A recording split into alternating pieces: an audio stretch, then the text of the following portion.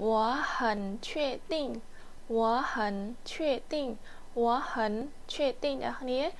ខ្ញុំប្រកាសណាស់确定ហ្នឹងគឺប្រកាសណាអ្នកគ្នាហិនហ្នឹងគឺណាអញ្ចឹងប្រយោគនឹងដែរអាសាជួបនៅក្នុងរឿងមែនតើអ្នកគ្នាមើលរឿងចិនទៅគឺអាសាជួបណាអញ្ចឹងបើសិនថាគេសួរយើងថាអ្នកប្រកាសអត់ថារឿងហ្នឹងប្រកាសអត់នឹងគេសួរយើងប្រកាសបជាណាយើងថាវ៉ាហិន确定អញ្ចឹងប្រយោគទី1ហ្នឹងគឺខ្លីទេអ្នកគ្នាណាអាចទន្ទិញឲ្យចាំទៅយើងយកទៅនិយាយបានអូខេប្រយោគទី2របស់យើងណា这个男孩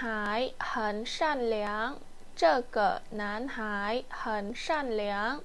អូខេណានហើយគឺក្មេងប្រុសសានលៀងហ្នឹងគឺ slot boat ណាឬក៏ចិត្តល្អអ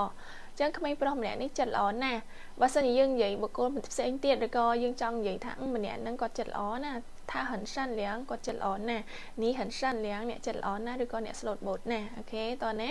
តើប្រយោគទី3របស់យើង我告诉你一个秘密我告诉你一个秘密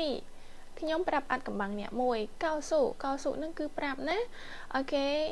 អ៊ីកហ្នឹងគឺមួយនឹងឯងណាមីហ្នឹងគឺអាចកំបាំងអញ្ចឹងយើងមានអាចកំបាំងយើងមានអ្វីលាក់ក្នុងចិត្តយើងចង់ប្រាប់ដល់បុគ្គលទី2យើងអាចនិយាយអញ្ចឹងបានណាឬក៏យើងដឹងដំណឹងឬក៏ដឹងរឿងអីមួយដែលគាត់មានអ្នកដឹងណាហើយយើងដឹងតែឯងអញ្ចឹងណាយើងក៏ចង់និយាយប្រាប់គេអញ្ចឹងក៏យើងនិយាយបែបហ្នឹងទៅណា我告诉你一个秘密តើណាតើប្រយោគចុងក្រោយ这是谁的房间这是谁的房间អូខេស្រីនឹងនរណាហ្វាងជៀននឹងបន្ទប់តានេះគឺជាបន្ទប់របស់អ្នកណាអូខេអញ្ចឹងប្រយោគនឹងដែរអ្នកនរគ្នាងាយស្រួលទេណាអូខេ这是谁的房间អញ្ចឹងយើងចង់នៅបន្ទប់នឹងរបស់ណាគេយើងសួរបែបហ្នឹងទៅនេះគ្រាន់តែជាមេរៀនទេណាអ្នកនរគ្នាណាអូខេតោះនេះអញ្ចឹងហ្វាងជៀនកន្លែងហ្នឹងក៏យើងអាចដោះដូរបានដែរអញ្ចឹងបើយើងនិយាយថារបស់នេះជារបស់អ្នកណាយើងបដូរហ្វាងជៀនចេញទៅលោកវាចោលទៅយើងដាក់របស់ផ្សេងចូលមកណា这是谁的东西អញ្ចឹងក៏បានដែរណាអូខេតើថ្ងៃហ្នឹងមានតែប៉ុណ្្នឹងទេបងប្អូនបើអត់តន់ចូលមើលម្ដងទៀតហើយបើចង់រៀនឆាតមកឡាសេណាបងប្អូនកុំភ្លេចជួយ share បងប្អូនផងណា